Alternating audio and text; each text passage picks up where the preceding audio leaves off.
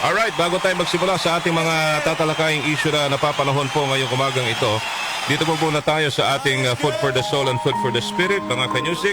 Sumaatin ang biyaya ng Panginoon today. Pero alam mo, sinasabi nga nila, bago ka raw itaas ng Diyos. Okay? Ang ginagawa muna niya, ihihiwalay ka sa mga bagay na hindi para sa'yo. Nararamdaman niyo ba yun minsan? Na kapag itinataas ka na ho ng Panginoon, mga kaibigan, unti-unti inihihiwalay ka po niya sa mga bagay na hindi na para sa iyo. Maaaring mawala ang ilang tao, sitwasyon, o yung oportunidad po. Pero ang sinasabi ho sa atin ngayon, ang turo ho ngayon, huwag tayong manghihinayang. Dahil ang plano ng Diyos po ay laging mas mabuti kaysa sa iniwan mo. Ganon daw po yun, mga kanyusik. Naintindihan niyo po ba? Amen po ba yun? Amen. O, sana nga po ay naintindihan po natin. At sinasabi rin po sa unang Pedro, di ba?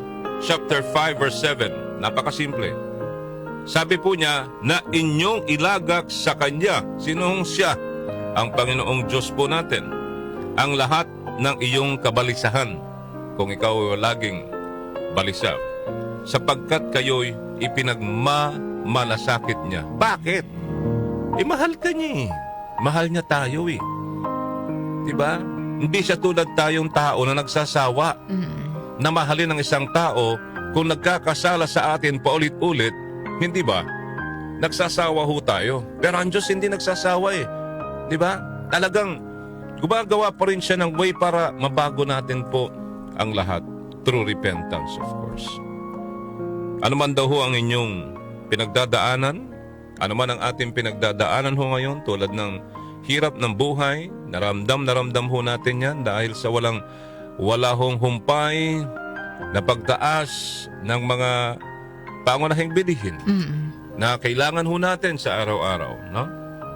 Sinasabi ho, tandaan po natin, dadalhin po ng Diyos ang lahat para po sa atin. Amen? Amen. Pero, may salitang pero, partner. Kailangan lang ho nating magbalik loob sa Kanya. Opo, magbalik loob sa Kanya. Ano po yun? Yun po yung sinasabi ho nating magbalik loob sa Kanya is repentance. Ang repentance po, mga kaibigan, na sinasabi ho natin, ay hindi lang ho yung lumuhod ka sa simbahan o lumuhod ka at nagdarasal ka at umiiyak ka, partner. Na, Lord, patawarin mo po ako. Laging gano'n, di ba? Yung naiiyak ka, Lord. Ano ba yung nagawa ko? Umiiyak-iyak ka. Hindi ho yun. Hindi ho yun yung repentance na sinasabi dito. Na umiyak ka lang, nagdasal ka, umiyak ka, humihingi ka ng tawad. Lord, hindi ko nagagawin ito. Diba? Hindi po ganun. Ang repentance na sinasabi ho natin dito para makuha po natin yung biyaya na hinihingi po natin sa Panginoon is when you change, mga kaibigan.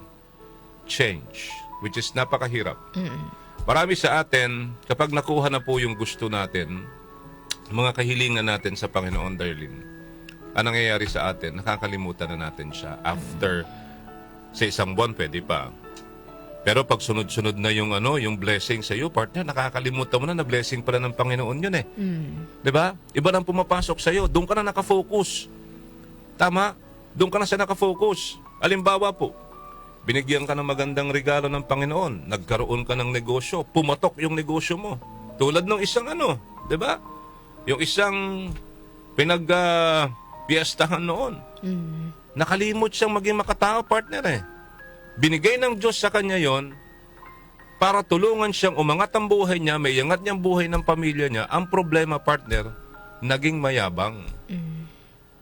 Naging parang hindi niya ibinalik sa tao yung pasasalamat sa Diyos, partner. Ano nangyari? Nilalangaw na. Tama? Ang lahat po ay may katapusan. Kapag hindi ho natin ito ibinabalik sa Diyos, mga kaibigan. Lahat ng biyaya na natatanggap po natin, huwag niyong sasabihin galing lang sa inyo dahil lahat po ito'y galing sa Diyos. Ang problema, nakakalimot po tayo. Di ba? Mm. Oo.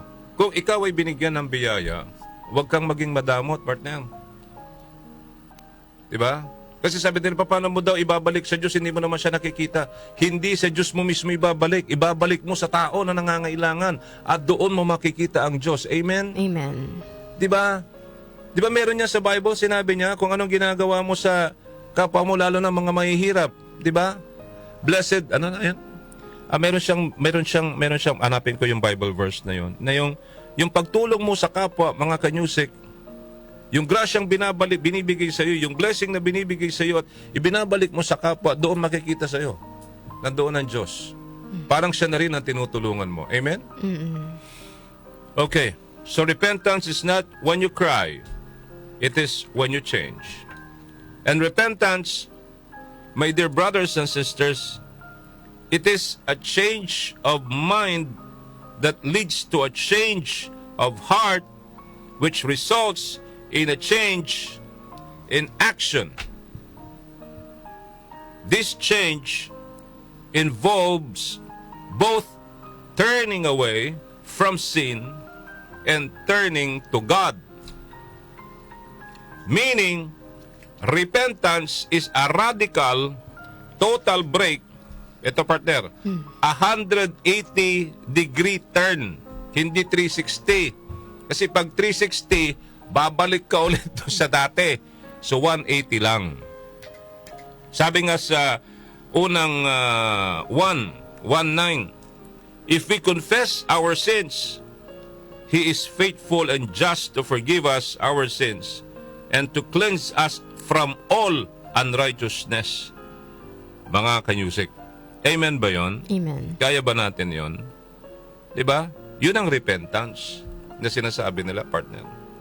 180. At marami na ho nagpapatunay niyan.